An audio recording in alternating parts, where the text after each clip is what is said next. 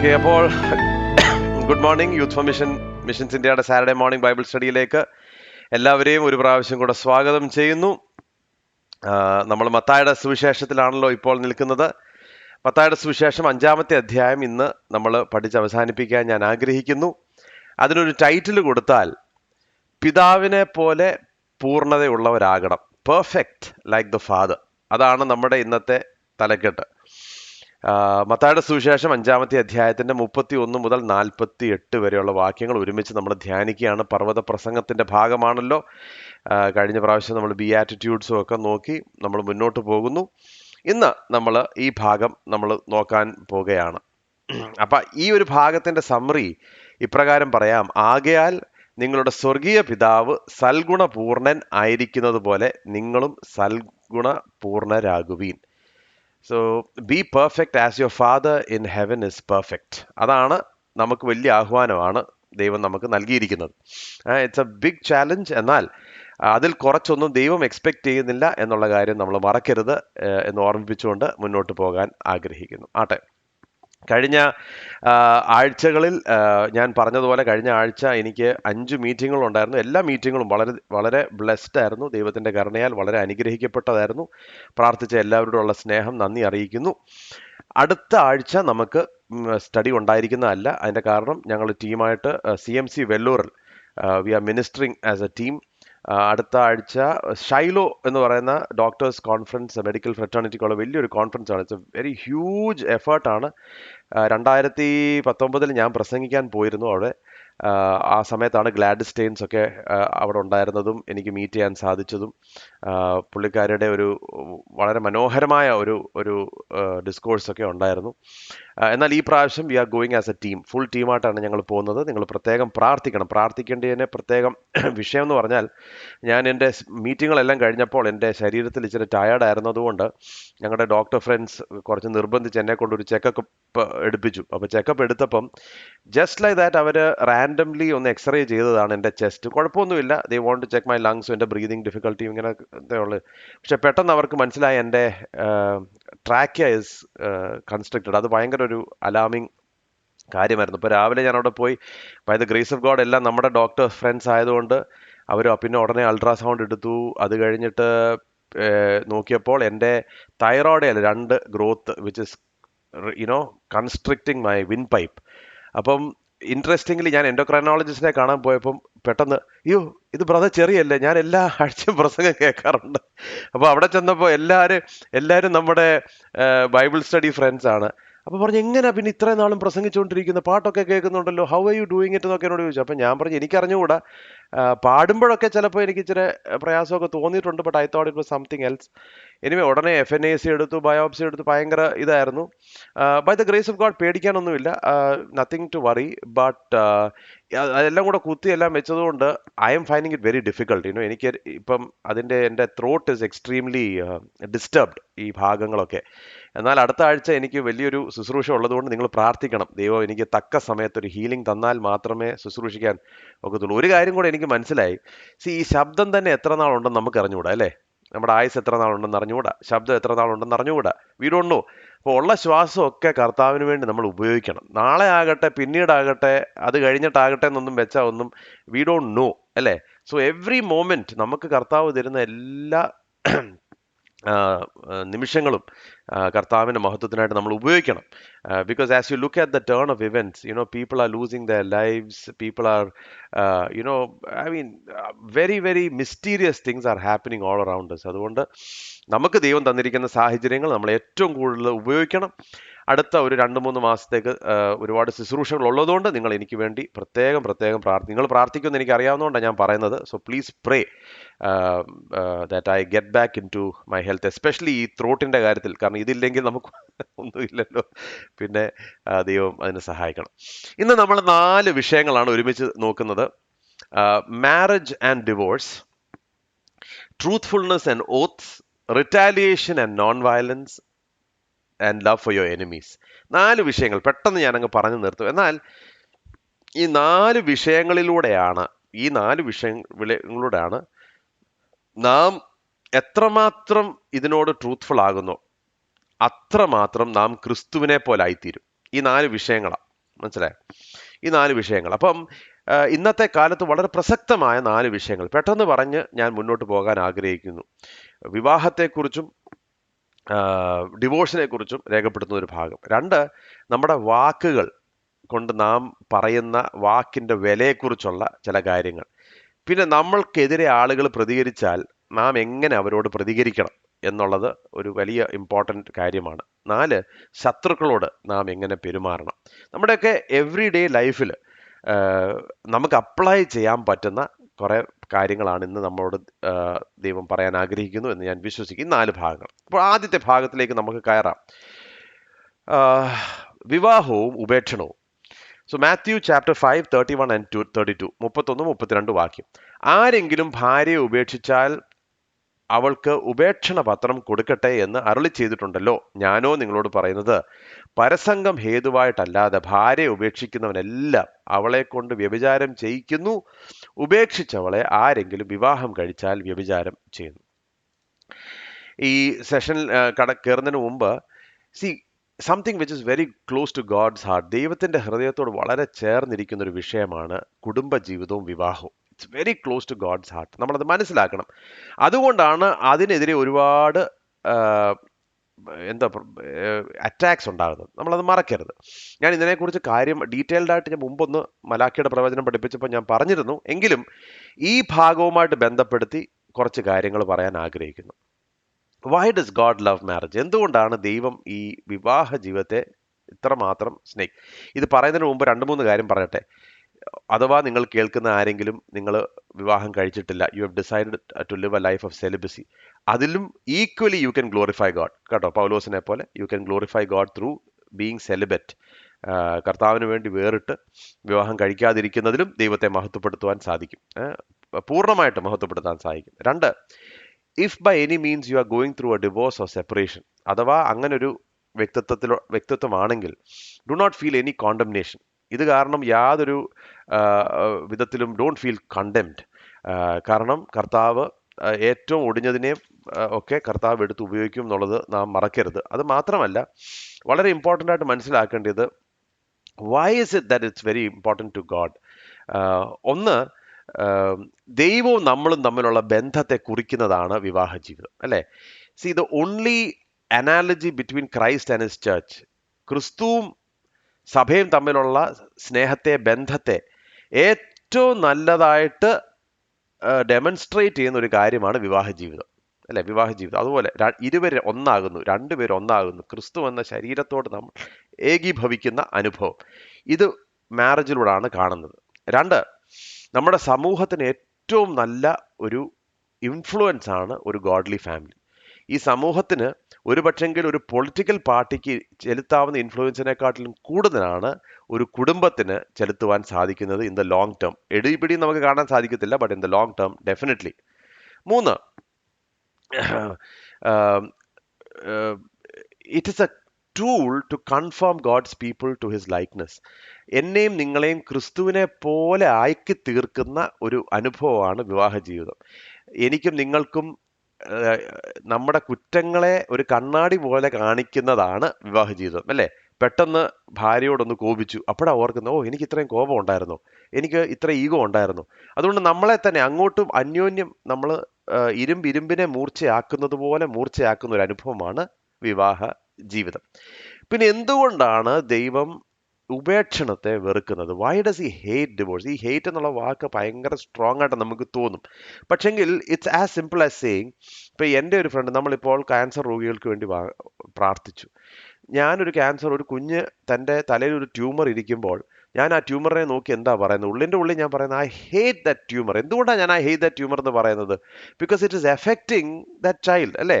അതുകൊണ്ടാണ് ഞാൻ അതിനെ വെറുക്കുന്നത് എന്ന് പറഞ്ഞതുപോലെ ദൈവം ഈ ഉപേക്ഷണത്തെ വെറുക്കുന്നതിന്റെ കാരണം ഈ അനുഭവത്തിലൂടെ പോകുന്നവരെ വെറുക്കുകയോ ഹേറ്റ് സ്പീച്ച് ഒന്നും അല്ല. ഇതിന്റെ അർത്ഥം, he knows the evil it does to society. സമൂഹത്തിന് ഇത് കൊണ്ടുവരുന്ന വിപത്തുകളെ കുറിച്ച് ദൈവത്തിന് പൂർണ്ണമായിട്ട് അറിയാം. നാം കാണുന്നതിനപ്പുറമായിട്ട് അറിയാവുന്നത് കൊണ്ട് he knows and he also knows. ഒന്ന്, ദൈവം സ്നേഹിക്കുന്ന കുടുംബം എന്ന് പറയുന്ന വലിയ ആ പ്രസ്ഥാനത്തെ നശിപ്പിക്കുന്നതാണ് ഉപേക്ഷണം, ഡിവോഴ്സ്.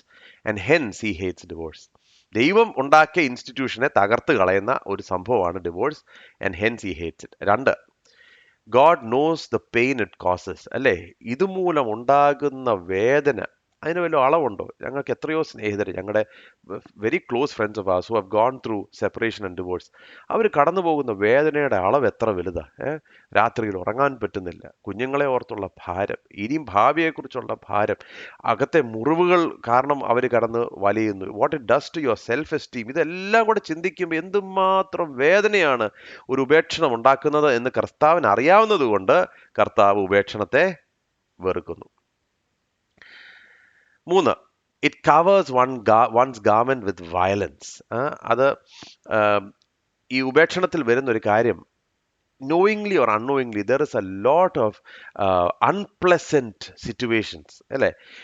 നാം ഉദ്ദേശിക്കുന്നതിനപ്പുറമായി ചില അവസ്ഥകളെ ഇത് കൊണ്ടുവരുന്നു എന്നുള്ളതാണ്. അതുകൊണ്ട് God hates divorce. Not that he has anything against people who have gone through the pain of divorce, അതല്ല ഇതിൻ്റെ അർത്ഥം. But the fact that it breaks the beautiful institution of marriage, അത് ദൈവം അതുകൊണ്ട് വെറുക്കുന്നു.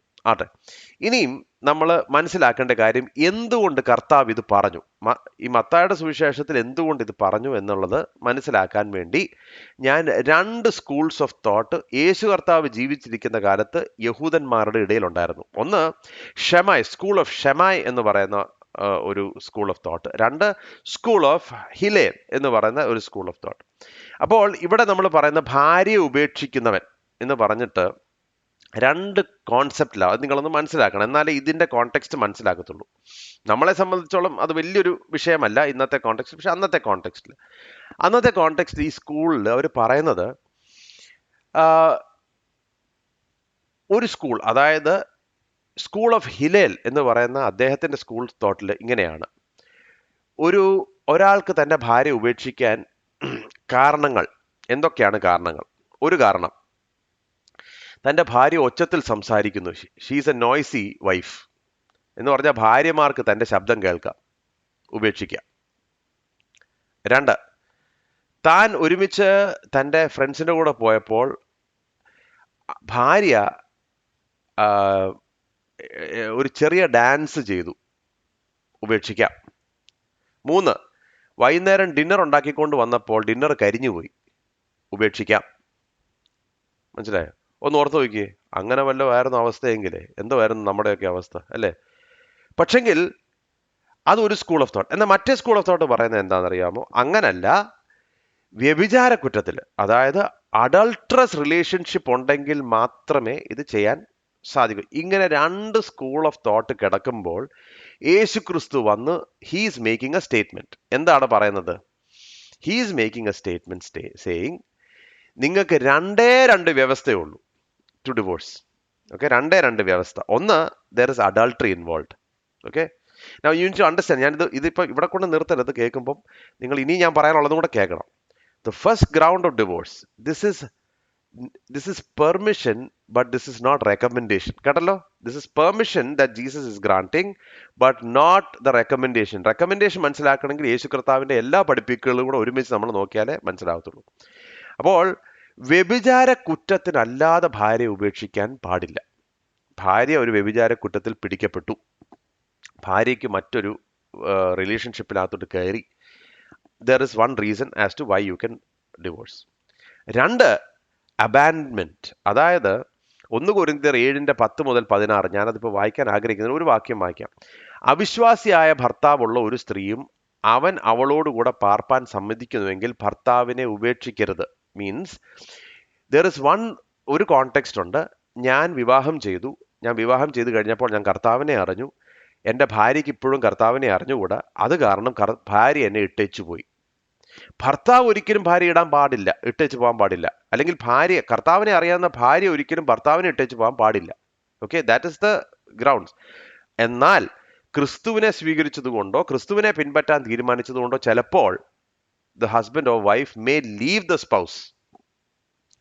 മനസ്സിലായോ? ഈ രണ്ട് കാര്യങ്ങളിലല്ലാതെ കർത്താവ് ഉപേക്ഷണം അനുവദിക്കുന്നില്ല. Okay, now is this the recommendation? This is not the recommendation. കർത്താവ് എന്താ ആഗ്രഹിക്കുന്നത്? വ്യഭിചാര കുറ്റത്തിൽ പിടിക്കപ്പെട്ടാലും കർത്താവ് ക്ഷമിച്ചതുപോലെ ക്ഷമിച്ച് സ്നേഹബന്ധത്തിലായിരിക്കുവാനാണ് ദൈവം ആഗ്രഹിക്കുന്നത്. പറഞ്ഞ മനസ്സിലായോ? So by no means the recommendation is always for the husband and wife to be together. ഇതിനകത്ത് കർത്താവിനെ സംബന്ധിച്ചുള്ള ഉപേക്ഷണം ഇത് പെർമിഷൻ കൊടുത്തു എന്ന് മാത്രമേ ഉള്ളൂ. അതുകൊണ്ടാണ് കർത്താവ് യഹൂദന്മാരോട് പറയുന്നത്, നിങ്ങളുടെ ഹൃദയകാഠിന്യം നിമിത്തം, because of your hardness of heart Moses gave you permission. So this is just the permission, it is not recommendation. ആ പെർമിഷൻ രണ്ട് ഇടപാടുകൾ. I am not compatible with her. That is not a ground for divorce. We are not able to see eye to eye. That is not a ground for divorce. She seems to be having a higher salary than mine. That is not a ഇതൊന്നും grounds of divorce അല്ല. രണ്ട് ഗ്രൗണ്ട്സേ ഉള്ളൂ. ഒന്ന്, വ്യഭിചാര കുറ്റത്തിൽ പിടിക്കപ്പെട്ടാൽ ആ വ്യഭിചാരം ചെയ്ത ആളിനെ വിടുവാൻ പെർമിഷൻ ഉണ്ട്, not recommended. Recommendation is to win them over by love. കർത്താവ് ക്ഷമിച്ചതുപോലെ സ്നേഹിച്ചതുപോലെ തിരിച്ചു കൊണ്ടുവരാൻ. എത്രയോ ഞങ്ങളുടെ ജീവിതത്തിൽ ഞങ്ങൾ എത്രയോ ആളുകളെ കണ്ടിട്ടുണ്ട്. How many people that have won their spouses over by love and they have a beautiful life now. Abandonment, ഇതും ഒരുപാട് ഞങ്ങൾ കണ്ടിട്ടുണ്ട്. ഒരുപക്ഷെ ഒരു ഹസ്ബൻഡും വൈഫും കല്യാണം കഴിച്ച് 2-3 വർഷം കഴിയുമ്പം the husband comes to know the Lord, അല്ലെങ്കിൽ wife comes to know the Lord.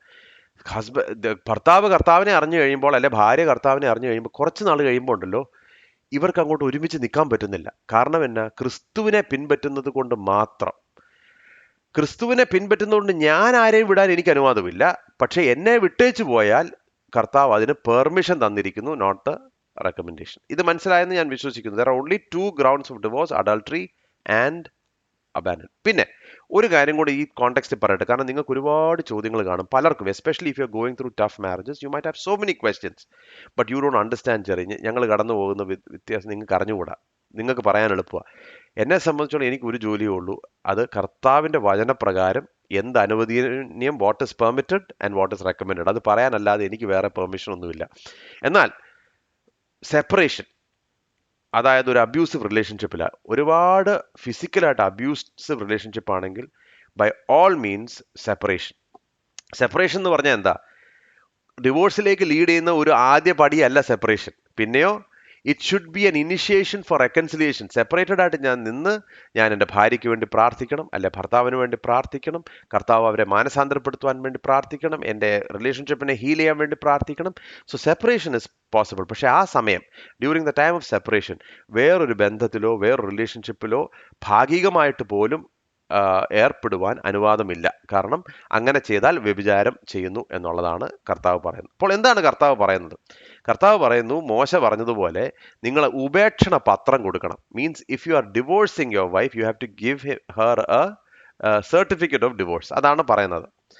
എന്തുകൊണ്ടാണ് അത്? ഈ ഡ്യൂട്രോണമി 24:1-2 പറയുന്ന, ദിനവൃത്താന്തം 24:1-2, ഒരു പുരുഷൻ ഒരു സ്ത്രീയെ തിരഞ്ഞെടുത്ത് വിവാഹം ചെയ്ത ശേഷം അവളിൽ ദൂഷ്യമായ വല്ലതും കണ്ടിട്ട് അവളോട് അനിഷ്ടം തോന്നിയാൽ ഒരു ഉപേക്ഷണ പത്രം എഴുതി കയ്യിൽ കൊടുത്ത് അവളെ വീട്ടിൽ നിന്ന് അയക്കണം.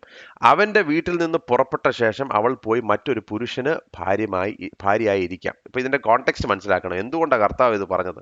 യഹൂദന്മാരോട് പറഞ്ഞതാണ്. Why did he say that?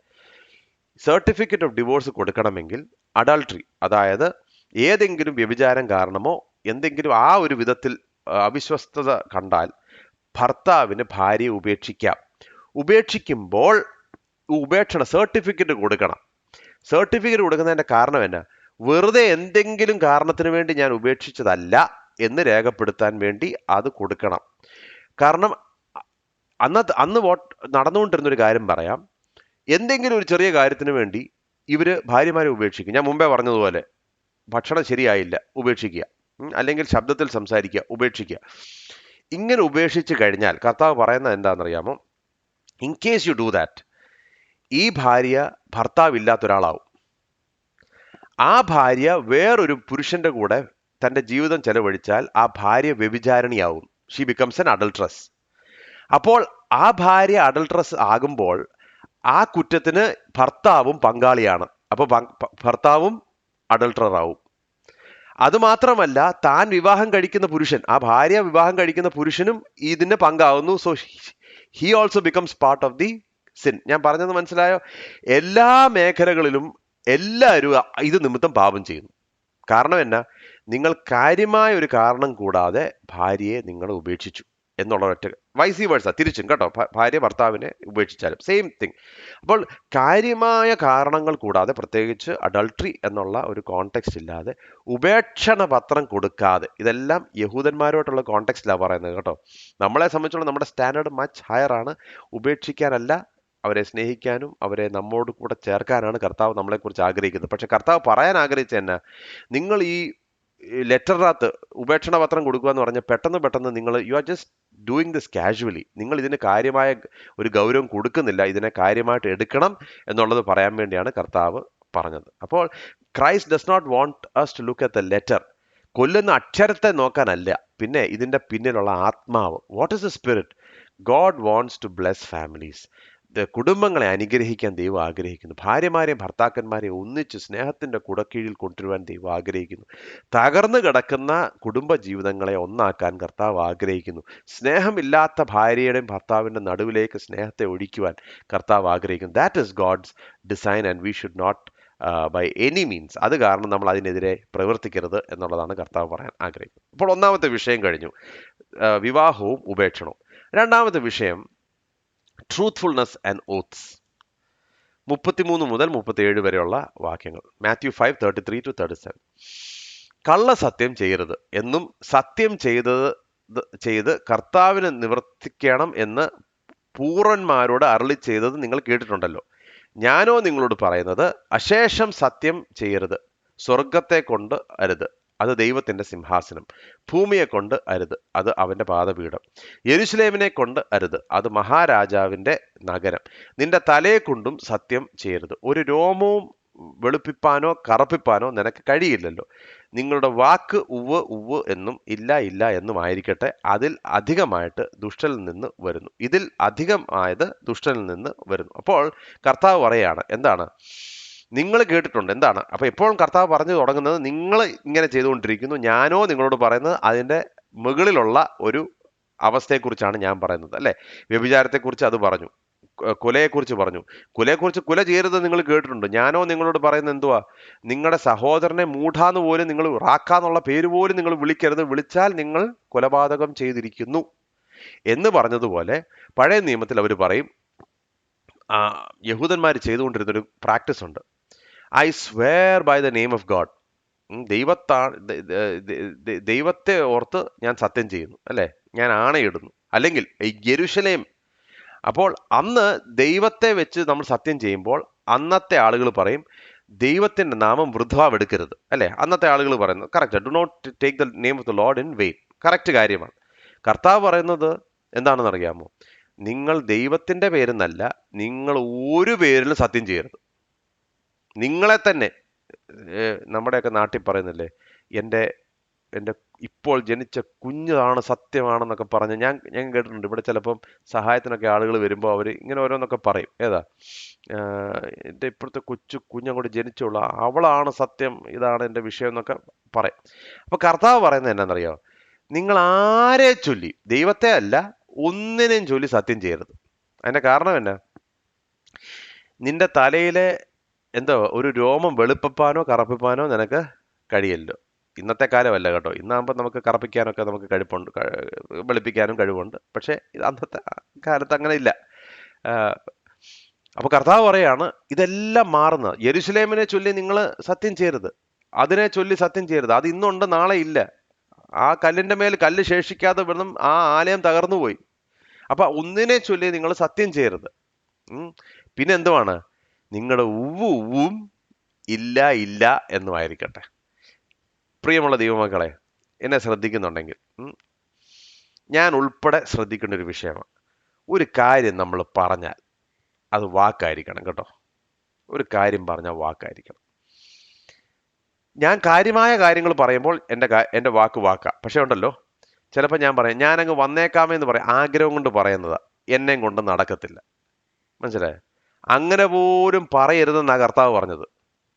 മനസ്സിലായോ? അങ്ങനെ പോലും പറയരുത്. വരാൻ പറ്റത്തില്ലെങ്കിൽ വരാൻ പറ്റത്തില്ലെന്ന് പറ.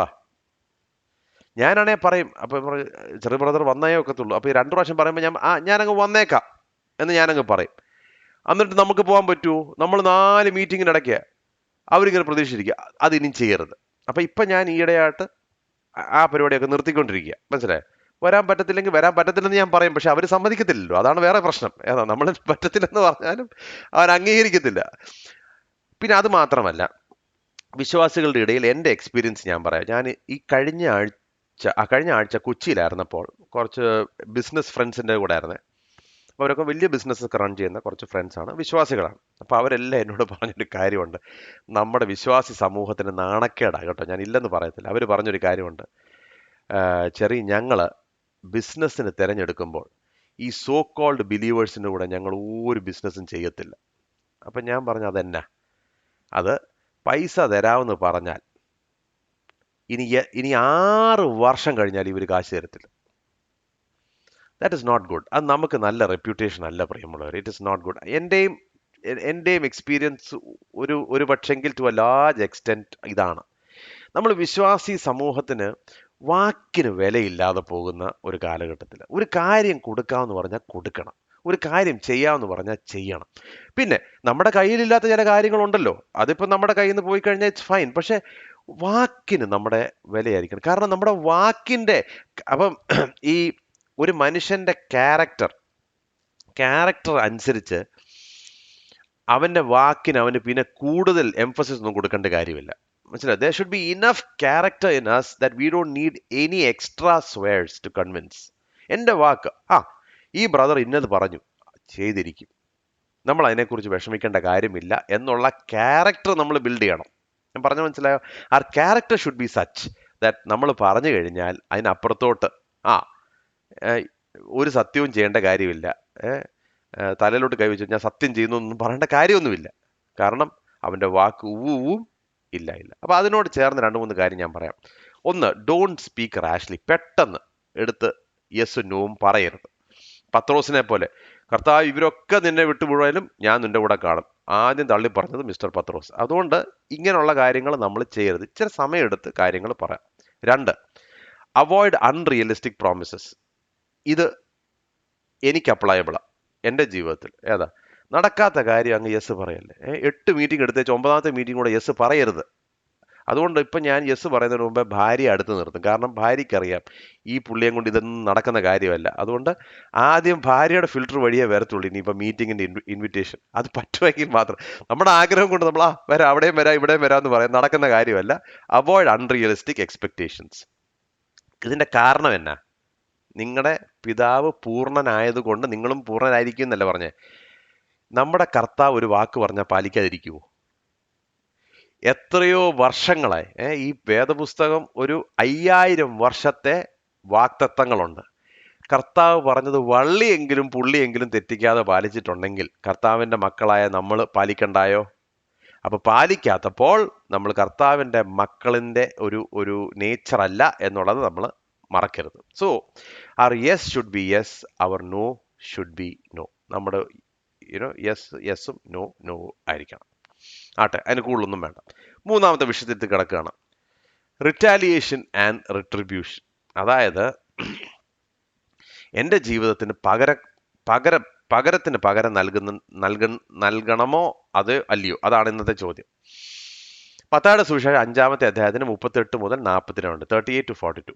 കണ്ണിനു പകരം കണ്ണും പല്ലിനു പകരം പല്ലും എന്ന് അരുളി ചെയ്ത് നിങ്ങൾ കേട്ടിട്ടുണ്ടല്ലോ. ഞാനോ നിങ്ങളോട് പറയുന്നത്, ദുഷ്ടനോട് എതിർക്കരുത്, നിന്നെ വലത്തെ ചെകിടത്ത് അടിക്കുന്നവന് മറ്റേതും തിരിച്ചു കാണിക്കുക, നിന്നോട് വ്യവഹരിച്ച് നിന്റെ വസ്ത്രം എടുപ്പാൻ ഇച്ഛിക്കുന്നവന് നിന്റെ പുതപ്പും വിട്ടുകൊടുക്കുക. ഒരുത്തൻ നിന്നെ ഒരു നാഴിക വഴി പോകുവാൻ നിർബന്ധിച്ചാൽ 2 അവനോടുകൂടെ പോകുക. നിന്നോട് യാചിക്കുന്നവന് കൊടുക്കുക, വായ്പ വാങ്ങുവാൻ ഇച്ഛിക്കുന്നവനെ ഒഴിഞ്ഞ് കളയരുത്. അപ്പോൾ മറ്റുള്ളവരുമായിട്ടുള്ള ബന്ധത്തിൽ നാം എങ്ങനെ ആയിരിക്കണം? ഇവിടെ മോശയുടെ ന്യായപ്രമാണം പഠിപ്പിച്ചത് കണ്ണിന് പകരം കണ്ണും പല്ലിന് പകരം പല്ലും. എൻ്റെ കണ്ണ് ആരെങ്കിലും എടുത്താൽ എനിക്കൊരു കണ്ണെടുക്കാം. അത് it was A civil government law കേട്ടോ. അത് പക്ഷെ എന്ത് ചെയ്തു? ദൈവമക്കൾ അവർ പേഴ്സണലി അങ്ങ് അപ്ലൈ ചെയ്തു.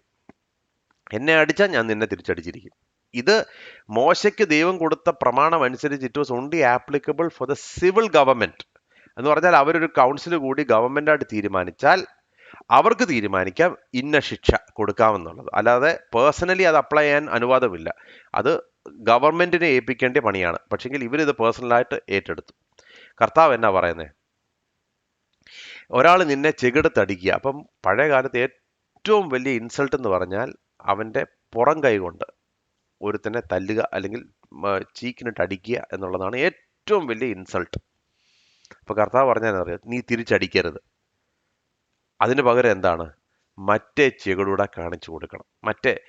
ഇതിനെ ലിറ്ററൽ സെൻസായിട്ട് എടുക്കേണ്ട കാര്യമില്ല, ലിറ്ററലി എടുക്കേണ്ട കാര്യമില്ല. കാരണം God has given us the permission to defend ourselves, അല്ലേ? ഇപ്പൊ നമ്മളെ ഫിസിക്കലി ഒരുത്തനെ അടിക്കാൻ വന്നു കഴിഞ്ഞാൽ ഉടനെ നിന്ന് കൊടുക്കാനല്ല കർത്താവ് ആഗ്രഹിക്കുന്നത്. പക്ഷെങ്കിൽ ഉദാഹരണത്തിന് നമ്മളെ ഒരാള് വേർബലി അബ്യൂസ് ചെയ്തു, ഓക്കെ? തിരിച്ച് അബ്യൂസ് ചെയ്യരുത്. നമുക്കൊരാൾ പണി തന്നു, തിരിച്ച് പണി കൊടുക്കരുത്. നമ്മളെക്കുറിച്ച് ആളുകളോട് വേണ്ടാതിനൊക്കെ പറഞ്ഞു. They slandered our name. Don't slander theirs. ഞാൻ പറഞ്ഞ മനസ്സിലായോ? അപ്പൊ എന്താ പറയുന്നത്? You leave the vengeance to the Lord. പകരം കൊടുക്കുക, ചോദ്യം ചോദിക്കുന്നതൊക്കെ ദൈവം ചോദിച്ചോട്ടെ. നമ്മൾ അതിനകത്ത് ഇടപെടേണ്ട കാര്യമില്ല. അല്ലാതെ ഫിസിക്കലി ഒരുത്തൻ അടിക്കാൻ വന്നു കഴിഞ്ഞാൽ നിന്ന് അടി വാങ്ങിക്കാനല്ല പറയുന്നത്. ഞാൻ പറഞ്ഞത് മനസ്സിലായോ? അതല്ല ഇവിടുത്തെ കോണട്ടേഷൻ എന്നുള്ളത് മനസ്സിലാക്കാം.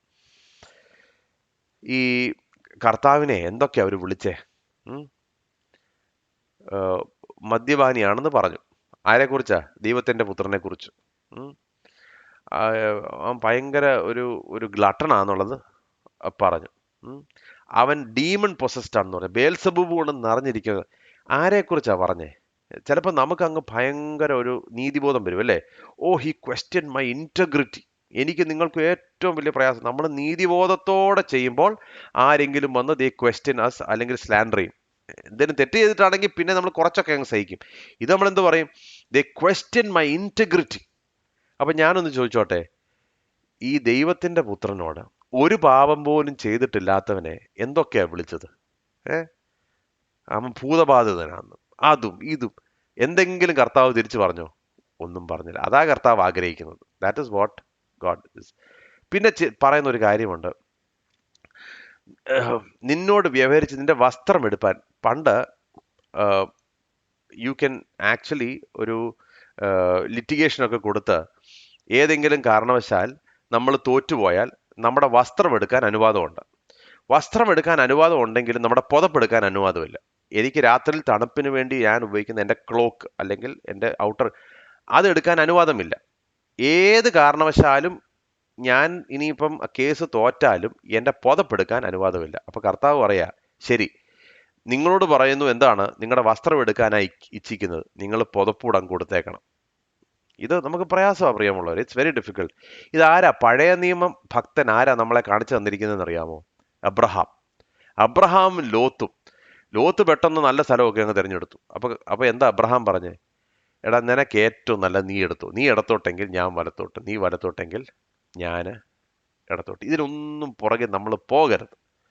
ഇതിൻ്റെ ഒന്നും പുറകെ നമ്മൾ പോകരുത്. നമ്മൾ ദൈവമക്കളാണ്. അതുകൊണ്ട് പിന്നെ പറയുന്നത് എന്തുവാണെന്നറിയാമോ? പിന്നെ പറയുന്നു, ഒരുത്തൻ നിന്നെ ഒരു നാഴിക വഴി പോകുവാൻ നിർബന്ധിച്ചാൽ രണ്ട് അവനോട് കൂടെ പോകുക. അതിൻ്റെ കോണ്ടെക്സ്റ്റ് വളരെ സിമ്പിളാണ്. പഴയ നിയമകാലത്ത് റോമക്കാരാണ് യഹൂദന്മാരെ ഭരിച്ചുകൊണ്ടിരുന്നത്. അപ്പോൾ ഒരു റോമ ഭടന്, സോൾജർ, ഒരു അനുവാദമുണ്ട്. തൻ്റെ വലിയ ഈ പാക്കറ്റ്, തനിക്കൊരു ഭാരം, താൻ കൊണ്ടു നടക്കുന്ന വലിയ പാക്കറ്റ് പോകുന്ന ഏത് യഹൂദൻ്റെയും കയ്യിൽ കൊടുക്കാം. എന്നിട്ട് ഒരു നാഴിക അവർക്ക് നടക്കണം. ഒരു നാഴിക, മനസ്സിലായി? ഒരു നാഴിക അവരെ നടത്തണം. ഒരു നാഴിക നടന്നു കഴിയുമ്പോൾ അടുത്ത യഹൂദനെ കണ്ടുപിടിക്കണം. അല്ലെങ്കിൽ ഭടൻ അല്ലെങ്കിൽ താൻ തന്നെ അത് കൊണ്ടുപോകണം. പടയാളി അത് തന്നെ കൊണ്ടുപോകേണ്ട ആവശ്യമുണ്ട്. അപ്പൊ കർത്താവ് പറയാ, നിന്നോട് ഒരു നാഴികയല്ലേ നടക്കാൻ പറഞ്ഞത്, നീ ഒരു കാര്യം ചെയ്യ്, 2 നാഴിക അങ്ങ് നടക്കണം. എന്തുകൊണ്ടാ? സ്നേഹം കൊണ്ട്. നിർബന്ധം കൊണ്ടല്ല, സ്നേഹം കൊണ്ട്. അപ്പോ നിങ്ങളൊന്ന് ഓർത്തു പോകണം, ഞാനൊരു യഹൂദനാണ്. ഞാൻ നടന്നു പോകുമ്പോൾ പെട്ടെന്ന് ഒരുത്തം പിടിച്ച് അവൻ്റെ ഭാരം കൂടെ എൻ്റെ തലയിലോട്ട് വെക്കും. അപ്പൊ എൻ്റെ മനസ്സിൽ എന്താ പോകുന്നത്? എടാ, എൻ്റെ ദേശത്ത് വന്ന് നീ ഇവിടെ പാർത്ത് നിനക്ക് ഈ ചെറിയ ഭാരം പോലും പൊക്കാൻ വയ്യാതെ നീ എൻ്റെ മണ്ടയ്ക്കോട്ട് ഇതെടുത്ത് വെക്കുക. അപ്പം പോകുന്ന 1 മൈൽ മുഴുവൻ ഞാൻ പുറത്തൊന്നും മിണ്ടുന്നില്ല, കാരണം പടയാളിയാ. I rather be careful. പക്ഷെ എൻ്റെ അകത്ത് മുഴുവൻ ഞാൻ ഇവനെ പ്രാകുക അല്ലേ. എന്തൊരു മനുഷ്യനാ, ഇവർക്ക് വേറെ പണിയില്ലയോ, ഇതല്ലേ. നമ്മൾ ചിലപ്പോൾ ഈ രാവിലെ തിങ്കളാഴ്ച രാവിലെ ഓഫീസിൽ പോകുമ്പോൾ ബോസിനെ കാണുമ്പോൾ നമുക്ക് അകത്തൊരു സാധനം വരത്തില്ലേ എന്ന് പറഞ്ഞതുപോലെ ഇങ്ങനെ അകത്ത് കിടന്ന്. അപ്പോൾ എന്തോ പറയുന്നതെന്നറിയാമോ? ഒരു നാഴിക നടന്നാൽ മതി നീ. Legally you have to walk only 1 mile, but out of love walk 2. ഒന്ന് ചിന്തിച്ചു നോക്കിയേ പ്രിയമുള്ളവരെ, നമുക്കെതിരെ ലിറ്റിഗേഷൻ വരുന്നു, നമ്മളെ കൊണ്ട് ഭാരം ചുമപ്പിക്കുന്നു, നാം എങ്ങനെ പ്രതികരിക്കണം? കർത്താവ് പറയാ, ചെകിടത്തടിക്കുന്നവനെ മറ്റ് ചെകിടൂടെ അടിക്കാൻ അനുവദിക്കണം. ഇത് പ്രയാസം എന്നല്ല, എന്നെ സംബന്ധിച്ചോളം ഇത് അസാധ്യമാണെന്നേ ഞാൻ പറയത്തുള്ളൂ. പിന്നെ സാധ്യമാകുന്നത് ക്രിസ്തുയേശുവിന്റെ ആത്മാവ് എന്നിലും നിങ്ങളിലും വസിക്കുവാൻ ഞാൻ അനുവദിക്കുമ്പോൾ കർത്താവ് പ്രതികരിച്ചതുപോലെ പ്രതികരിക്കാൻ എനിക്ക് സാധിക്കും. ഇങ്ങനെ ചെയ്താലേ പൂർണ്ണനായ പിതാവിനെ പോലെ ആകാനൊക്കത്തുള്ളൂ കേട്ടോ. മനസ്സിലായേ? നമ്മൾ പലപ്പോഴും ഉണ്ടല്ലോ, കർത്താവെ നിന്റെ ആത്മാവിനെ കൊണ്ട് എന്നെ നിറയ്ക്കണമേ, നിന്റെ ആത്മാവിൻ്റെ ഫലങ്ങൾ എനിക്ക് തരണമേ, കർത്താവെ പുതിയ വരങ്ങൾ എനിക്ക് തരണമേ, നിന്നെ ശുശ്രൂഷിക്കാൻ എനിക്ക് അതൊക്കെ കർത്താവ് തരും. പക്ഷെ പിതാവിനെ പോലെ ആകുന്ന എപ്പോഴാ? വലിയ ആത്മീയ വരങ്ങൾ ഞാൻ പുറത്ത് കാണിക്കുമ്പോഴല്ല, പിതാവിനെ പോലെ ആകുന്ന എപ്പോഴാ? എൻ്റെ നേരെ ഒരുത്തിന് അടിക്കാൻ വരുമ്പോൾ മറ്റേ ചെകിടൂടെ കാണിക്കുന്നു. എൻ്റെ ദൈവമേ, ഇത് പക്ഷെങ്കിൽ ഒന്ന് ചിന്തിച്ചു നോക്കിയേ, ചരിത്രത്തിൽ ക്രിസ്ത്യാനിയല്ലേ ഇത് ഏറ്റവും കൂടുതൽ നമ്മളെ കാണിച്ചിട്ടുള്ളത്? ഒന്ന് നോക്കിയേ, U look at all the examples around us.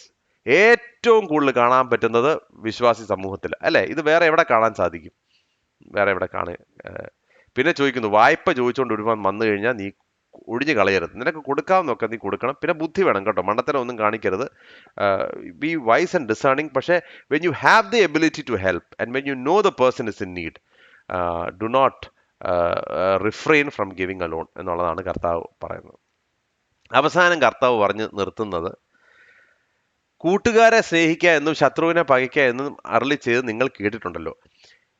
കൂട്ടുകാരനെ സ്നേഹിക്കുക എന്നുള്ളത് മോശ പറഞ്ഞത്, ശത്രുവിനെ പകയ്ക്കുക എന്നുള്ളത് ഈ പരീശന്മാർ ചേർത്തതാ കേട്ടോ. അത് മോശ പറഞ്ഞ കാര്യമല്ല, അത് ആഡഡ് ബൈ ദ ഫാരസീസ്. എന്ന് അരുളി ചെയ്ത് നിങ്ങൾ കേട്ടിട്ടുണ്ടല്ലോ. ഞാനോ നിങ്ങളോട് പറയുന്നത്, നിങ്ങൾ ശത്രുക്കളെ സ്നേഹിപ്പീൻ, നിങ്ങളെ ഉപദ്രവിക്കുന്നവർക്ക് വേണ്ടി പ്രാർത്ഥിപ്പീൻ.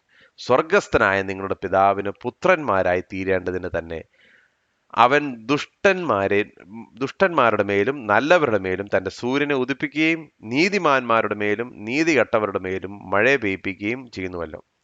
നിങ്ങളെ സ്നേഹിക്കുന്നവരെ സ്നേഹിച്ചാൽ നിങ്ങൾക്ക് എന്ത് പ്രതിഫലം? ചുങ്കക്കാരും അങ്ങനെ തന്നെ ചെയ്യുന്നില്ലയോ?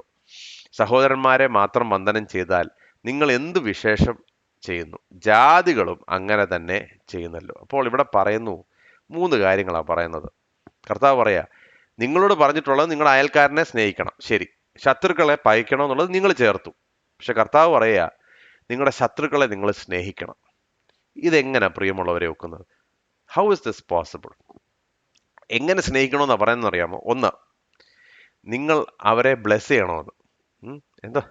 ഞാനോ നിങ്ങളോട് പറയുന്നു, നിങ്ങളുടെ ശത്രുക്കളെ സ്നേഹിപ്പീൻ, നിങ്ങളെ ഉപദ്രവിക്കുന്നവർക്ക് വേണ്ടി പ്രാർത്ഥിപ്പീൻ. ഈ സ്നേഹിപ്പീൻ എന്ന് പറഞ്ഞാൽ ദ വേർഡ് അവിടെ ഉപയോഗിച്ചിരിക്കുന്നത് അഗപ്പോസ് സ്നേഹമാണ്. കർത്താവ് നമ്മളെ സ്നേഹിച്ചതുപോലെ. ഞാൻ ഒന്ന് ചോദിക്കട്ടെ, നിങ്ങൾ ഒരു നിമിഷം എടുത്തേ, നിങ്ങളുടെ ശത്രുവിൻ്റെ മോഹം ഒന്ന് ഓർത്ത് നോക്കിയേ. ഒരു നിമിഷം, ശത്രുവിൻ്റെ മോഹം. എല്ലാവർക്കും കാണുമല്ലോ ഏതെങ്കിലും ലെവലിൽ ഒരു ശത്രു, ഇല്ലേ? ഇപ്പോ കർത്താവ് സ്നേഹിച്ചതുപോലെ സ്നേഹിക്കാൻ പറ്റുമോ അവരെ? നമ്മളെല്ലാം പറയുന്ന കർത്താവ് ആ പുള്ളിയെ ഒഴികെ ബാക്കി ആരെ വേടിയിലും ഞാൻ സ്നേഹിക്കാം, അല്ലേ? പക്ഷെ എന്താ കർത്താവ് പറയുന്നത്? നിങ്ങൾ അവരെ സ്നേഹിക്കണം. സ്നേഹിക്കണം മാത്രമല്ല, you have to bless them. എങ്ങനെയാ ബ്ലെസ് ചെയ്യുന്നത്? അവിടെ എഴുതിയിരിക്കുന്നത് സ്പീക്ക് വെൽ അബൌട്ട് ദം. അതാണ് അവിടുത്തെ ഒറിജിനൽ ഗ്രീക്ക് ട്രാൻസ്ലേഷൻ. അവരെ കുറിച്ച് നല്ല കാര്യം പറയണം. എന്നെ കൊണ്ട് പറ്റത്തില്ല പ്രിയമുള്ളത്, ഞാനുള്ള കാര്യം പറയട്ടെ. ഈ തോന്നിവാസം കാണിക്കുന്നവനെല്ലാം കുറിച്ച് ഞാൻ എന്തോ നല്ലത് പറഞ്ഞുകൊണ്ട് നടക്കണം? അതെങ്ങനെ നോക്കുന്നത്? ഇത് നടക്കുന്ന കാര്യമല്ല. പക്ഷെ കർത്താവ് പറയുകയാണ് അത് ചെയ്തേ പറ്റൂ. പിന്നെന്താ പറയുന്നേ? നിങ്ങൾ അവർക്ക് വേണ്ടി നന്മ ചെയ്യണമെന്ന്.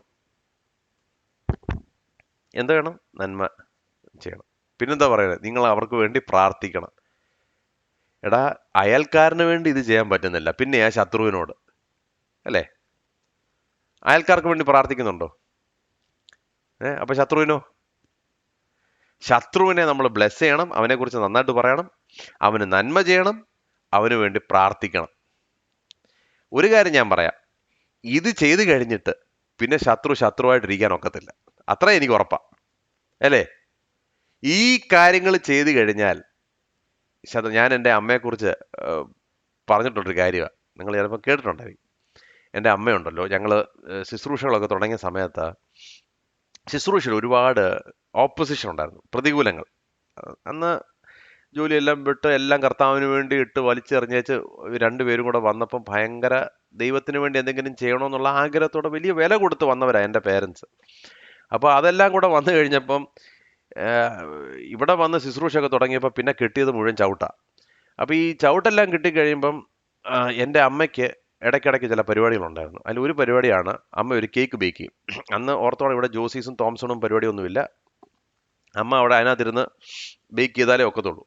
അമ്മ നല്ല ബ്യൂട്ടിഫുൾ കേക്ക്. ഇന്ന് പിന്നെ ഒരുപാട് എൻ്റെ ഫ്രണ്ട്സ് തന്നെ ഭയങ്കര കേക്ക് ആർട്ടിസ്റ്റ് ഒക്കെ ഉണ്ട് അവിടെ, ഒരു വേറെ ലെവലിൽ കേക്കൊക്കെയാണ്. പക്ഷെ അന്ന് അമ്മയുടെ കേക്ക് എന്ന് പറയുന്നതാണ് standard, gold standard of cake. കാരണം അവർ പുറത്തുനിന്ന് കൊണ്ടുവന്ന വലിയ പരിപാടികളൊക്കെ ഉണ്ട്. അന്ന് ആർക്കും ഇല്ലല്ലോ, ഇന്നിപ്പോൾ എല്ലാവർക്കും ഉണ്ട്. അപ്പോൾ ഈ ഇടയ്ക്കിടയ്ക്ക് കേക്ക് ഉണ്ടാക്കി വെച്ചിട്ടുണ്ട്, എടാ ഇന്ന ആൾക്ക് പോയി കൊടുക്കണം. അപ്പോൾ എനിക്ക് ഇത് വലിയ പ്രയാസമാണ്.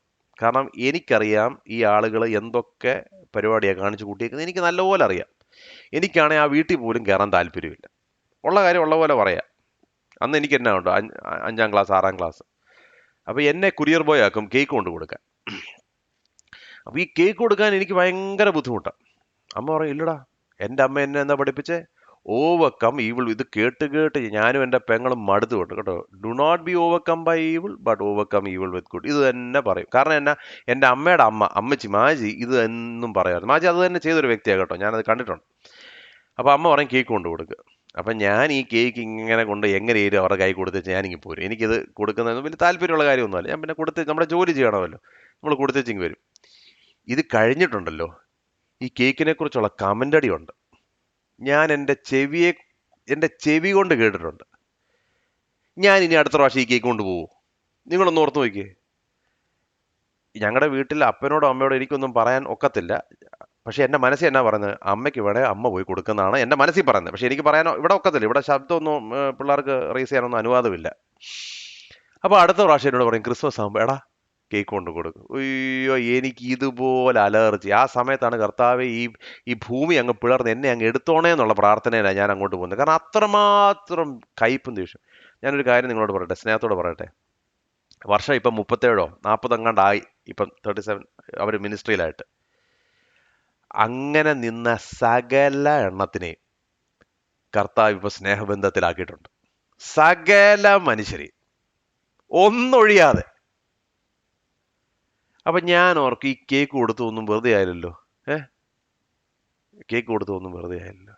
അപ്പോൾ ഒരിക്കൽ ഇതുപോലൊരു വലിയ ഇഷ്യൂ ഒക്കെ നടന്നിട്ട്, മിനിസ്ട്രിയിൽ വലിയ ഇഷ്യൂ ഒക്കെ നടന്നു. അപ്പോൾ ഈ കുഞ്ഞുങ്ങളെ ഇതൊക്കെ ഭയങ്കര, കുഞ്ഞുങ്ങൾക്ക് മെച്യൂരിറ്റി ഇല്ലല്ലോ. ഇപ്പം എൻ്റെ കുഞ്ഞുങ്ങളൊക്കെ പ്രതികരിക്കുമ്പോൾ എനിക്കറിയാം, കാരണം നമുക്കതറിയാം, നമുക്ക് മെച്യൂരിറ്റി ഒന്നുമില്ല. അപ്പം ഞാനിങ്ങനെ ഊണുമേശയുടെ ചുറ്റും നിന്നപ്പോൾ അപ്പം ഇങ്ങനെ ഒരു കാര്യം സൺഡേ ആഫ്റ്റർനൂൺ ഇങ്ങനെ പറഞ്ഞിരുന്നു തലേ ദിവസം. പറഞ്ഞത് കേട്ട് കഴിഞ്ഞപ്പം ഈ പുള്ളിയുടെ പേരാണ്ട് ഊണുമേശ വന്നു. അപ്പം ഞാൻ ചില ശബ്ദത്തിൽ 2 വാക്കങ്ങ് പറഞ്ഞു. എന്തുവാ ഈ പുള്ളി അങ്ങനെ ഇങ്ങനാന്നൊക്കെ ചുമ്മാ നമുക്ക് ദേഷ്യം വന്നുകൊണ്ട് നമ്മൾ പറഞ്ഞതാ. അന്ന് ഞാൻ ഓർക്കുന്നുണ്ട്, അപ്പം എഴുന്നേറ്റ് എന്നെ ഭയങ്കരമായിട്ടൊരു വഴക്ക് പറഞ്ഞു, മേലാൽ ഒരു മനുഷ്യനെ കുറിച്ച് അങ്ങനെ പറഞ്ഞിരിക്കുക. ഇതൊക്കെ എൻ്റെ മനസ്സിൽ കിടക്കുക അന്ന്. അപ്പം ഞാൻ ഓർക്കൂടാ, എന്നെ അല്ലല്ലോ ഉപദ്രവിച്ചു, എൻ്റെ അപ്പനെ അല്ലേ ഉപദ്രവിച്ച്. അപ്പനെന്താ ഈ ദേഷ്യമില്ലാത്ത? എനിക്ക് കൺഫ്യൂഷനാ. പക്ഷേ ഇപ്പം എനിക്കത് മനസ്സിലാകുന്നു. എൻ്റെ പൂർണ്ണനായ പിതാവിനെ പോലെ ഞാൻ ആകണമെങ്കിൽ ഞാൻ എൻ്റെ പിതാവ് പ്രതികരിക്കുന്നത് പോലെ പ്രതികരിക്കണം. This is not a difficult task, it is an impossible task. അത് ചെയ്യാനാണ് കർത്താവ് നമ്മളെക്കുറിച്ച് ആഗ്രഹിക്കുന്നത്. അതെങ്ങനെ ചെയ്യാൻ പറ്റും? കർത്താവിൻ്റെ ആത്മാവ് എന്നിലും നിങ്ങളിലും വസിക്കുമ്പോൾ. അപ്പോൾ ആ ആത്മാവിനെ കൊണ്ട് നിറയ്ക്കാൻ നമ്മൾ പ്രാർത്ഥിക്കണം. This way you will be sons of your father in heaven. അല്ലേ? ഇങ്ങനെ എന്താണ് സംഭവിക്കുന്നത്? നിങ്ങളുടെ പിതാവിന് പുത്രന്മാരായി തീരേണ്ടതിന് തന്നെ. അപ്പം ഞാൻ എൻ്റെ പിതാവിനെ റെപ്രസെന്റ് ചെയ്യുമ്പോൾ ഇങ്ങനെ ആയാൽ ആളുകൾ എന്ത് പറയും? ഇവൻ്റെ അപ്പൻ വേറെ സ്റ്റോക്കാണ്. ഞാൻ പലപ്പോഴും പ്രസംഗിച്ച് കഴിഞ്ഞ് ഇറങ്ങി വരുമ്പോഴേ സ്ഥിരം പറയുന്നൊരു കാര്യമാണ്. ഇച്ചിരി പ്രായമുള്ള ആളുകൾ രണ്ട് സ്റ്റേറ്റ്മെൻറ്റാണ് പറയുന്നത്. ഒന്ന് അവർ പറയും he's a chip of the old block. ഈയിടെ ഞാൻ പറഞ്ഞു, ഈയിടെ ഞാൻ ഇറങ്ങി വന്നു കഴിഞ്ഞപ്പോൾ പറയുന്നത് he's not a chip of a old block, he's a chip of a diamond എന്ന് ആരാണ്ട് ഇങ്ങനെ ഇറങ്ങി വന്നപ്പോൾ പറഞ്ഞു. എന്ന് പറഞ്ഞാൽ എൻ്റെ പ്രസംഗ രീതികളും അപ്പയുടെ പ്രസംഗ രീതികളും വളരെ സിമിലറാണെന്ന് പറയാൻ വേണ്ടി പറഞ്ഞതാണ്. അത് ഒന്ന് ഒന്ന് പറയും അപ്പനെ പോലെ തന്നെയാന്ന് പറയും അല്ലേ, അപ്പനെ പോലെ തന്നെ. എൻ്റെ ജീവിതം കാണുമ്പോഴേ ആളുകൾ എന്താ പറയും, എൻ്റെ സ്വർഗസ്ഥനായ അപ്പനെ പോലെ തന്നെയാണെന്ന് പറയൂ. അതൊന്ന് ചിന്തിക്കണം പ്രിയമുള്ളവർ. ഞാൻ എന്നെക്കുറിച്ചും കൂടെ ഞാൻ പറയുന്നതല്ല, നിങ്ങളെക്കുറിച്ച് മാത്രമല്ല, എന്നെക്കുറിച്ച്. ഇപ്പം ഞാൻ പ്രസംഗിക്കുമ്പോൾ അത് ചിലപ്പോൾ പറയാൻ സാധ്യതയുണ്ട്, കാരണം നമ്മൾ കർത്താവിൻ്റെ കാര്യങ്ങളൊക്കെയാണ് പറയുന്നത്. പക്ഷെങ്കിൽ ഞാൻ എൻ്റെ ജോലി സ്ഥലത്ത് അത് പറയുമോ? നമുക്ക് നല്ല പണി കിട്ടുമ്പോൾ നമ്മളെക്കുറിച്ച് അത് പറയുമോ? അത് പറയണം, അത് പറയണം. അപ്പം അതിനുവേണ്ടി നമ്മൾ ആയിത്തീരണം. അതുകൊണ്ട് ഇന്ന് ആരോടെങ്കിലും ശത്രുതയൊക്കെ ഉണ്ടെങ്കിൽ അവരെ സ്നേഹിക്കാൻ കർത്താവേ എനിക്കൊരു കൃപ. ഞാൻ കഴിഞ്ഞ പ്രാവശ്യം ഇത് പഠിപ്പിച്ച ഏതോ ഒരു കോണ്ടെക്സ്റ്റിൽ ശത്രുവിനെ സ്നേഹിക്കണമെന്ന് പഠിപ്പിച്ചപ്പോൾ ഞാൻ ചാലഞ്ച് കൊടുത്തൊരു കാര്യമുണ്ട്. എന്താണെന്നറിയാമോ? You cannot hate the person that U continuously pray for എന്ന് പറഞ്ഞ് ഞാനൊരു ചാലഞ്ച് തന്നായിരുന്നു. ഞാൻ പറഞ്ഞായിരുന്നു 30 ദിവസം എല്ലാ ദിവസവും അവർക്ക് വേണ്ടി നിങ്ങൾ പ്രാർത്ഥിക്കും. Every day you pray for that person. ഇഷ്ടമുണ്ടെങ്കിലും ഇഷ്ടമില്ലെങ്കിലും നിങ്ങൾ പ്രാർത്ഥിക്കും. നിങ്ങളുടെ ഉള്ളിലെ ആ കയ്പിൻ്റെ വേരിനെ കർത്താവ് എറിഞ്ഞു കളയും. You will have no more bitterness. I will guarantee you that. Because it is impossible to stay bitter or hate the person that you are continually praying for. നടക്കുന്ന കാര്യമല്ല. അതുകൊണ്ടാണ് കർത്താവ് പറഞ്ഞ അവർക്ക് വേണ്ടി പ്രാർത്ഥിപ്പിൻ. അതുകൊണ്ട് ഇനി നമ്മുടെ പ്രാർത്ഥനാ ലിസ്റ്റിൽ നമ്മുടെ ശത്രുക്കളുടെ പേരൊക്കെ ഉണ്ടാകണം. കർത്താവെ അവൻ്റെ മേൽ ഇടുത്തി വീഴണമെന്നല്ല പ്രാർത്ഥിക്കേണ്ടത്, കർത്താവെ അവനെ അനുഗ്രഹിക്കണമെന്ന്. മനസ്സിലായോ? അങ്ങനെ വേണം നമ്മൾ പ്രാർത്ഥിക്കാൻ. അപ്പോൾ കർത്താവ് നമുക്ക് വേണ്ടി വഴിയെടുക്കും. അവസാനം പറയുന്നത് എന്തുവാ? 48 വാക്യം 48. ആകയാൽ നിങ്ങളുടെ സ്വർഗീയ പിതാവ് സൽഗുണപൂർണൻ ആയിരിക്കുന്നത് പോലെ നിങ്ങളും സൽഗുണപൂർണർ ആകുവീൻ. Be ye perfect as your father in heaven is perfect. ഒരു നിമിഷം ഒന്ന് ചിന്തിക്കാമോ? യേശു കർത്താവ് he would never hate slander or speak evil of another person. അല്ലേ? മറ്റേ ആളിനെ കുറിച്ച് ഒരു സ്ലാൻഡർ കർത്താവ് പറയത്തില്ല, നമ്മളും പറയരുത്. 2, തൻ്റെ ഹൃദയം കൊണ്ട് ഒന്നിനെയും മോഹിക്കുകയോ ആഗ്രഹിക്കുകയോ കർത്താവ് ചെയ്യത്തില്ല. 3, കർത്താവ് പറയത്തില്ല യെരുശലേമാണ് ഞാൻ നിങ്ങളോട് സത്യമായിട്ട് പറയുക. കർത്താവ് പറയാൽ കർത്താവ് ചെയ്തിരിക്കും. ഞാൻ വരുമെന്ന് പറഞ്ഞാൽ വന്നിരിക്കും. ഞാൻ ചെയ്യുമെന്ന് പറഞ്ഞാൽ ചെയ്തിരിക്കും. അതാണ് കർത്താവ്. വല അങ്ങോട്ട് വീശെന്ന് പറഞ്ഞാൽ അവിടെ മീൻ കിട്ടിയിരിക്കും. അതുകൊണ്ട് കർത്താവിൻ്റെ വാക്ക് 100% ട്രൂത്ത്ഫുള്ളാണ്. പിന്നെ തൻ്റെ കാര്യങ്ങൾ, തൻ്റെ നേരെ ആളുകൾ പ്രതികരിച്ചപ്പോൾ കർത്താവിന് എങ്ങനെയൊക്കെ പ്രതികരിക്കാം നിങ്ങളൊന്ന് ഓർത്തിട്ടുണ്ടോ? പലപ്പോഴും നമ്മൾ പല കാര്യങ്ങളും ചെയ്യാത്തത് എന്താണെന്നറിയാമോ? പലപ്പോഴും നമുക്കത് ചെയ്യാനുള്ള കപ്പാസിറ്റി ഇല്ലാത്തത് കൊണ്ടാണ്, അല്ലേ? നിങ്ങളൊന്ന് ചിന്തിച്ചു, ചിലപ്പോൾ നമ്മളെ ചെറിയ കാര്യം, വലിയ കാര്യമൊന്നും വേണ്ട, ചെറിയ കാര്യത്തിന് നമ്മളോട് ഉടക്കുണ്ടാക്കിയവന്മാരെ കാണുമ്പോഴേ അവനെ ഭസ്മമാക്കാനുള്ള കഴിവ്, നിന്റെ നോട്ടത്തിൽ കൂടെ അവനെ ഭസ്മമാക്കാനുള്ള കഴിവ് ഉണ്ടായിരുന്നെങ്കിൽ ചെയ്തില്ലായിരുന്നോ? ഒറ്റ നോട്ടം അവൻ ഭസ്മമായി. 100% ഞാൻ ചെയ്തു പോയേനെ. തെറ്റാണ് ഞാൻ ചെയ്യുന്നതെങ്കിലും ഞാൻ ചെയ്തു പോയേനെ. ഇല്ലെന്ന് ഞാൻ പറയത്തില്ല. നമ്മുടെ നേരെ കള്ളസാക്ഷി ആളുകൾ പറയുമ്പോൾ എൻ്റെ കർത്താവെ ഇവനെ ഒന്ന് ഫിനിഷ് ശിഷ്യന്മാർക്കുണ്ടായില്ലേ? ശിഷ്യന്മാർക്ക് ആ ഫീലിംഗ് ഉണ്ടായി. നിങ്ങൾ ചിന്തിച്ചിട്ടുണ്ടോ? യേശു കർത്താവിൻ്റെ കർണത്തടച്ചിട്ട് എന്തുവാ പറഞ്ഞെന്നറിയാവോ? നീ ദൈവത്തിൻ്റെ പുത്രനെങ്കിൽ അടിച്ചവൻ ആരാണെന്ന്. ഞാൻ ആ ഭാഗം വായിക്കുമ്പോൾ ഉണ്ടല്ലോ, എനിക്കത് ഇൻസൾട്ടായിട്ട് തോന്നുക. എൻ്റെ തമ്പുരാനെ അടിച്ചിട്ട് വെല്ലുവിളിക്കുക. ഞാൻ എന്തെങ്കിലും പറഞ്ഞു? ഒരു വാക്ക് പോലും മിണ്ടിയില്ല. അതാണ് ക്രിസ്തു. ഇതൊക്കെ വലിയ ടഫാണ് പ്രിയമുള്ളവരെ. കർത്താവ് തൻ്റെ ശത്രുവിനെയും സ്നേഹിക്കും. ഒറ്റിക്കൊടുക്കാൻ വന്ന യൂദാസിനോട് എന്നാ പറഞ്ഞേ? അവസാനമായിട്ട് ഒറ്റിക്കൊടുക്കാൻ വരിക യൂദാസ്, കേട്ടോ. അവസാനം ലാസ്റ്റ് ബിട്രയൽ, ചുംബിക്കാൻ വന്ന ഒറ്റിക്കൊടുക്കാനാ വന്നതെന്ന് കർത്താവിനറിയാം. കർത്താവിൻ്റെ ചോദ്യം എന്നാണെന്നറിയോ? What can I do for you my friend എന്ന്. നമ്മൾ ഇതൊക്കെ ഞാൻ പറഞ്ഞില്ലേ, നമ്മൾ ഈ വലിയ അങ്ങ് PhD ലെവൽ ഗ്രാജുവേറ്റ്സ് ആയി കഴിയുമ്പോൾ ഉണ്ടല്ലോ, ഈ റോമാലേഖനം, എബ്രായ ലേഖനമൊക്കെ പഠിച്ച് അതിൻ്റെ അകത്തെ വലിയ എസ്കറ്റോളജിക്കൽ കാര്യങ്ങളൊക്കെ പഠിച്ച് അങ്ങോട്ട് വലുതായി കഴിയുമ്പോൾ ചിലപ്പോൾ ഈ സിമ്പിൾ സുവിശേഷം കുത്തിയിരുന്ന് വായിക്കണം, കർത്താവിൻ്റെ പ്രതികരണം എന്തായിരുന്നെന്ന്. ഞാനൊന്ന് ചോദിക്കട്ടെ, എനിക്ക് തോന്നുന്നില്ല എന്നെ കൊണ്ടത് പറ്റുമെന്ന്, കേട്ടോ. ഞാനുള്ള കാര്യം പറയാം. ഇവന്റെ ഉദ്ദേശം എന്താണെന്നുള്ളത് വ്യക്തമായി അറിഞ്ഞുകൊണ്ട് what can I do for you my friend എന്ന് പറയാൻ സാധിക്കുമെന്ന് എനിക്ക് തോന്നുന്നില്ല. പിന്നെ കർത്താവിൻ്റെ വലിയ കൃപ വല്ലതും സാധിച്ച് അസാധാരണമായ കാര്യങ്ങൾ വല്ലതും കർത്താവ് എന്നെ കൊണ്ട് ചെയ്യിച്ചാലായി, എൻ്റെ ജഡത്തിൽ പറ്റത്തില്ല. It's not possible. ഇതാണ് കർത്താവിൻ്റെ മോഡൽ. എന്നിട്ട് കർത്താവ് പറയുക, ഞാൻ ഇങ്ങനാണെങ്കിൽ നിങ്ങളും ഇങ്ങനെ ആയിരിക്കണം. See, the call of the Christian life is a high calling. ഇത് വലിയ വിളിയാണ്. നമ്മുടെ ക്രിസ്തീയ ജീവിതം എങ്ങനെയെങ്കിലും ജീവിച്ചു തീർക്കാനുള്ളതല്ല ഇത്. This is A very high calling. അങ്ങനെ വരുമ്പോൾ ആളുകൾ നമ്മളെ നോക്കുമ്പോൾ നമ്മുടെ അപ്പൻ എത്ര വലിയവനാണെന്നും എത്ര സുന്ദരനാണെന്നും നമ്മുടെ അപ്പൻ സേവിക്കാൻ കൊള്ളാവുന്നവനോ ആണെന്നുള്ളത് ലോകം മനസ്സിലാക്കും. അതുകൊണ്ട് പ്രിയമുള്ളവരെ, ഈ കാലഘട്ടത്തിൽ ഇങ്ങനെ ജീവിക്കാൻ ദൈവം നമ്മെ സഹായിക്കണം. ദൈവം സഹായിച്ചില്ലെങ്കിൽ ഒക്കത്തില്ല. It is not possible. എന്നാൽ ദൈവം സഹായിക്കണം എന്ന് നമുക്ക് പ്രാർത്ഥിക്കാം. ഇപ്പം തന്നെ നമുക്ക് എത്രയോ ചുറ്റും എക്സാമ്പിൾസ് കാണുന്നു, ക്ഷമിക്കാനും പൊറുക്കാനും.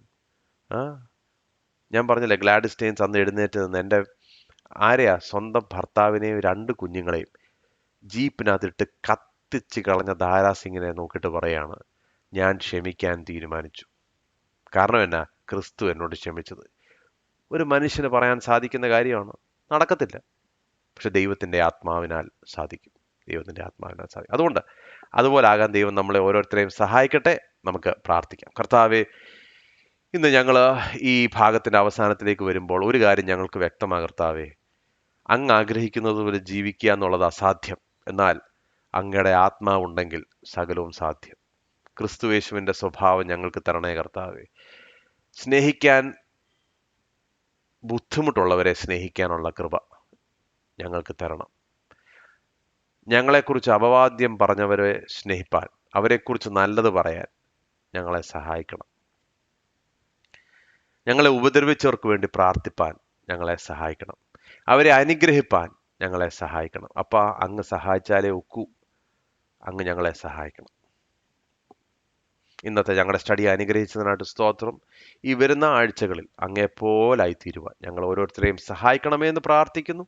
പ്രാർത്ഥന കേട്ടതുകൊണ്ട് സ്തോത്രം. യേശു മുഖാന്തരം യാചിക്കുന്ന കൃപയോടെ കേൾക്കണമേ.